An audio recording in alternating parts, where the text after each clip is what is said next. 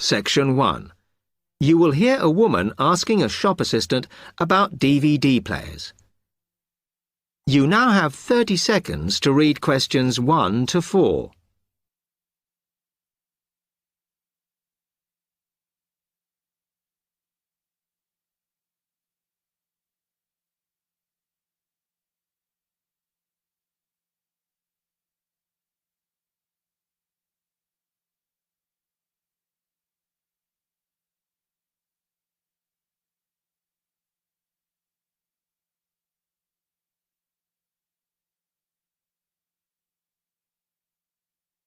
Hello, I'm interested in buying a DVD player.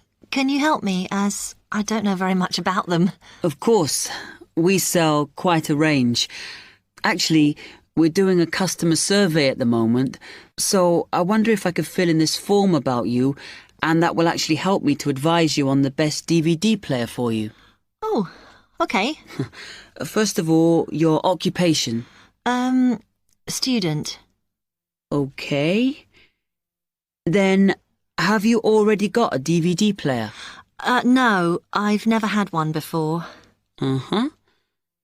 And how much do you think you want to spend on a player? I'm not sure, really, but I have got a budget. My friend said I should allow about £100, but I can't afford over £85, so that's what I'm working on. Mm-hmm.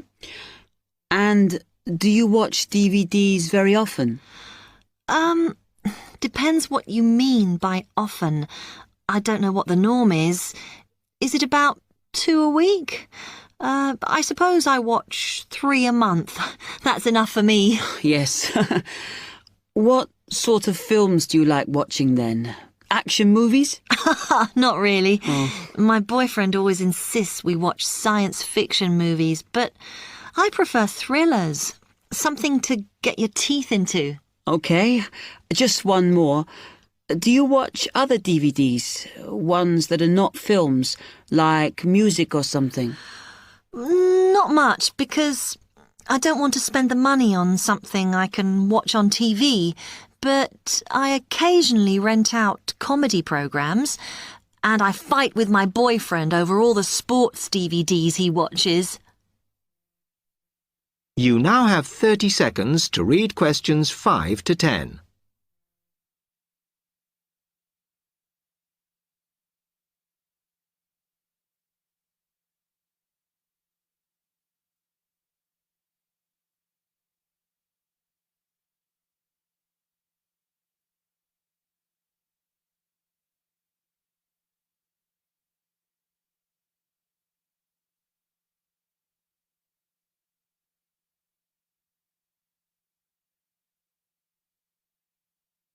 Okay, let me explain a bit to you about the DVD players that are in your price range. First, there's the DB30, which has only got basic features, but it is a bargain at £69. Now, all the DVDs come with an after-sales service that starts when the guarantee runs out. As it's so cheap, the DB30 comes with a limited after-sales service, as it only includes parts. You would have to pay for most of the repair. Seems okay. Then, a slight grade up from that is the XL643. This comes with an additional feature in that it has an extra button allowing you to record. That's quite useful. Oh, yes. That would mean spending less on DVDs to watch. Yes, so you'd make the extra money back on it that it costs. Let me see how much it is. Yes, that one's actually reduced at the moment from £79 to £71.99. Oh. I think it's worth the extra myself. And is that the same level of after-sales service as the other one? Well, you get a bit more for your money because what we're offering is a discount on labour. So you don't pay the full price if you have to call an engineer out. I see. Then the last one is this Tri-X24. It's a very good player, and you can use it to listen to your CDs as well as watch DVDs. It looks nice, but I bet it's expensive. No, it's not top of the range. Let's see. Yes, it's £94.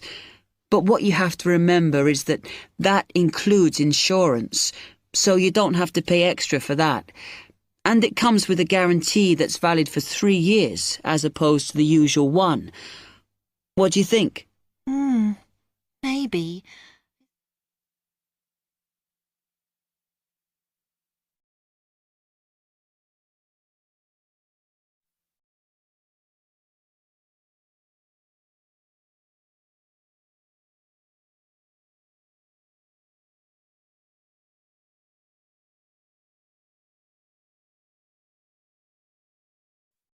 Section 2.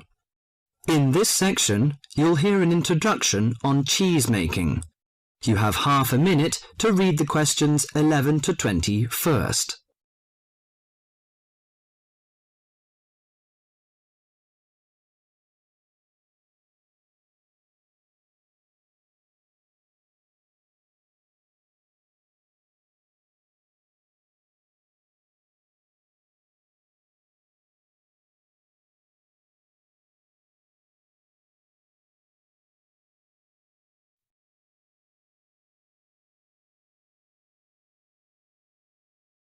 Now listen to the monologue carefully and answer questions 11 to 20.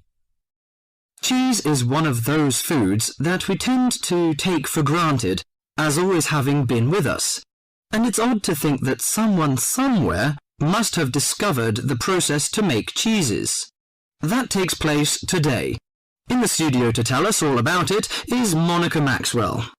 Today, we all know that the process of making cheeses takes place when microorganisms get into milk and bring about changes in its physical and biochemical structure.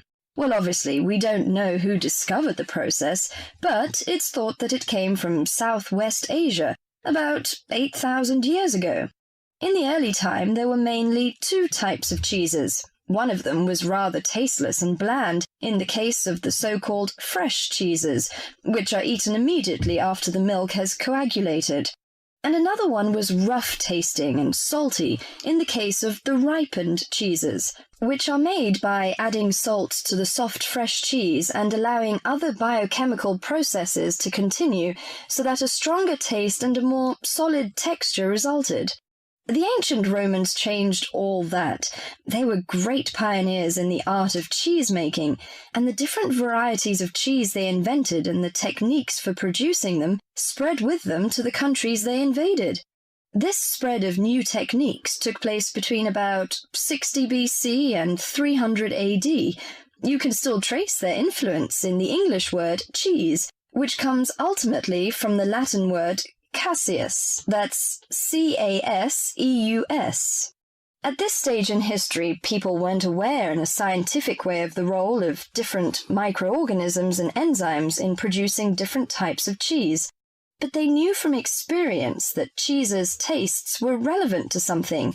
If you kept your milk or your pre-cheese mixture at a certain temperature or in a certain environment, things would turn out in a certain way.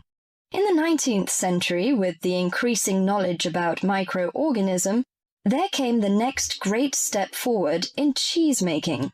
Once it was known exactly which microorganism was involved in the different stages of producing a cheese and how the presence of different microorganisms affected the taste, it was possible to introduce them deliberately and to industrialize the process. Nowadays, cheese is made on a large scale in factories, although the small producer working from his dairy farm continued to exist and still exists today.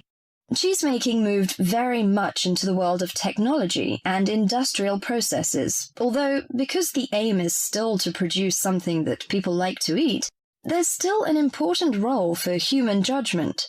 People still go round tasting the young cheese at different stages to see how it's getting on, and may add a bit of this or that to improve the final taste.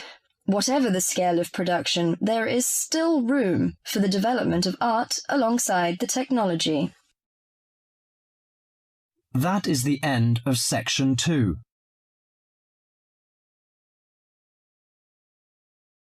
You now have half a minute to check your answers.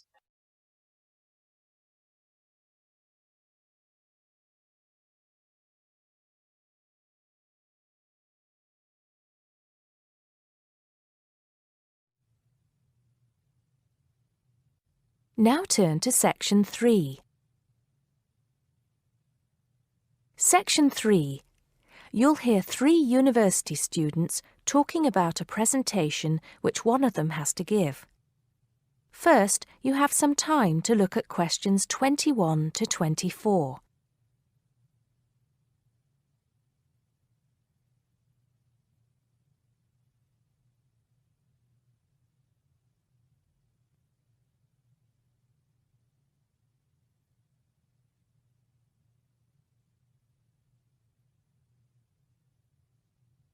Now listen carefully and answer questions 21 to 24. Hi, Joe. Hi, Isabel. Hi, Paul. Oh, hi, Paul. I've heard you've been stressing out about your presentation on art. I am. Are you still going to talk about the different types of art? Yes.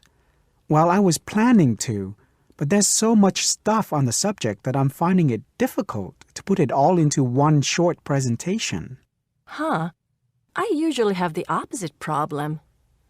There's nothing worse than going blank, forgetting your words in front of a group of people. Well, the problem is that I don't know how to organize what I want to say in the presentation. Well, you know everything there is to know about the subject. It's just a question of selecting what you want to talk about. Well, there's a lot to discuss about the different periods in art. That's a good way to start. Then you can bring in how specific types of art were popular in each period. Yes, like how sculpture was popular in the classical period and paintings were popular in the Renaissance period. And how now a wide variety of media are used to create modern art. As long as you keep it concise, because it's a large area, there's so many periods and movements in art, and you don't want to just list them one by one. I agree. An explanation of the movements and periods in art wouldn't be too long. You're right. I need to just pick out some key points. Just mention the periods quickly so that I can move on to the real topic of the presentation. Yes, the variety of art, like sculpture, paintings, installations. I have an idea. Why don't you prepare a timeline to show to the class? That would be a nice visual, and it would focus your ideas so you don't get too sidetracked. Great idea. It would certainly cut down on time. Right then. Where are we? You'll begin with a very short introduction to the historical periods of art. Then, you'll talk about popular types of art within these periods. That's sorted. Maybe you could also mention some key works of art in each period, like the Venus de Milo statue or the Scream by Edvard Munch, and give some interesting facts on them. That's not a bad idea, because it does give people a frame of reference when I talk about specific kinds of art. After giving a historical context, I should really talk about different forms of art, shouldn't I? Yes, you should. After that, you can conclude with a question on what is considered to be art. Now, that would be really interesting. Yes, comparing the traditional views of art with modern views. Exactly.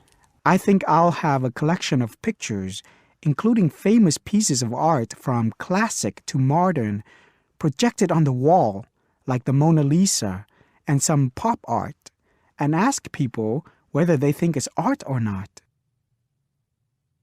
Before you hear the rest of the conversation, you have some time to look at questions 25 to 30.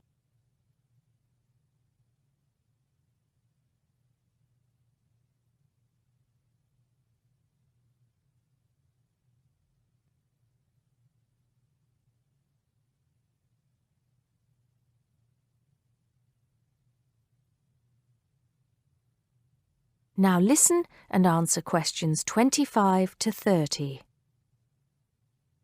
Showing some famous works and asking people what art is would certainly lead to discussion in the room.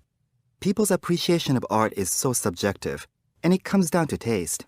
That's what I'm hoping for. Some disagreement to liven up the presentation. And you could stick in some really controversial ones like graffiti and modern art installations in between pieces of art that are universally accepted, like the work of the Renaissance painters. Sounds good to me. I have to say, I really don't understand some modern art myself. There was one recently that was just a pile of rubbish. It doesn't require much skill to create, does it? And what does it mean? There's no point to it. Actually, Joe, I like some modern art. It makes you look at the world in a different way. Artists now have the freedom to express themselves completely. Yes, but there is an idea now that anything can be art. I've heard of paintings being sold for large sums of money, which have been done by small children and animals. Now that's ridiculous. Oh, you could find one of those paintings and put it in your presentation, couldn't you, Paul? That would really be interesting. Well, Paul, what do you think? I like it. Just thinking. I'll need to do some more research to find pictures for the slideshow. Yes, we can help you, can't we, Joe? Of course. If you go to the fine art section of the library, I'm sure you'll find everything you need.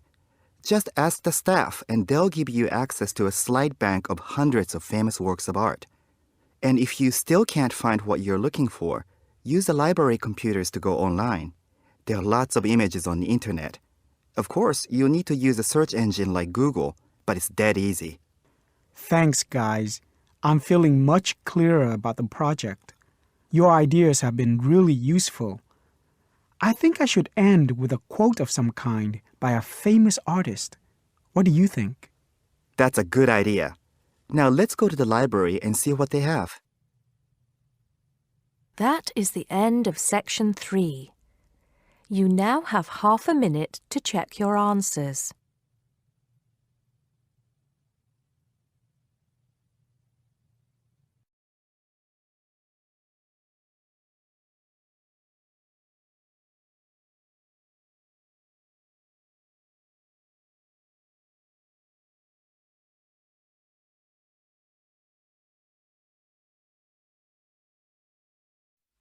Section 4. You will hear an expert on birds talking about sparrows, one of the most common bird species in urban and suburban environments around the world. The expert discusses some possible causes for their declining numbers. First, you will have half a minute to look at questions 31 to 40.